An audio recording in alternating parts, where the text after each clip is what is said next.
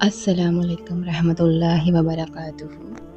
رب اشرح لی صدری ویسر لی امری واحلل عقدۃ من لسانی یفقہوا قولی۔ اعوذ باللہ من الشیطان الرجیم، بسم اللہ الرحمن الرحیم۔ آج کی حدیث نمبر ہے خیرکم من تعلم القرآن وعلمہ۔ تم میں سب سے بہتر اور افضل بندہ وہ ہے جو قرآن کا علم حاصل کرے اور دوسروں کو اس کی تعلیم دے۔ قرآن کریم اللہ کی کتاب ہے جو انسانیت کے لیے ہدایت کا ذریعہ ہے۔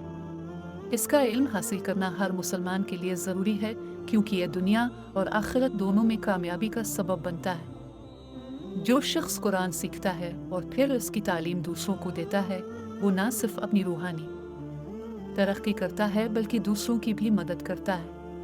یہ علم کی منتقلی کا عمل ہے جو صدقہ جاریہ کے زمرے میں آتا ہے۔ فضیلت اس حدیث میں تعلیم دینے والے کو سب سے بہتر کہا گیا ہے، جس کا مطلب ہے کہ اللہ کے نزدیک اس شخص کا مقام بہت بلند ہے جو قرآن سیکھنے اور سکھانے میں مشغول رہتا ہے۔ عمل کی ترغیب یہ حدیث مسلمانوں کو ترغیب دیتی ہے کہ وہ نہ صرف قرآن پڑھیں اور اس کو سمجھیں بلکہ اس کی تعلیم دوسروں تک بھی پہنچائیں تاکہ معاشرے میں علم کا فروغ ہو۔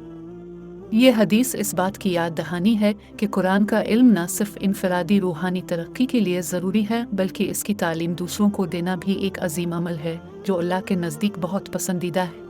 تو آئیے اور میرے پیچھے دہرائیں۔ خیرکم من تعلم القرآن وعلمہ۔ خیرکم من تعلم القرآن وعلمہ۔ تم میں سب سے بہتر اور افضل بندہ وہ ہے جو قرآن کا علم حاصل کرے اور دوسروں کو اس کی تعلیم دے۔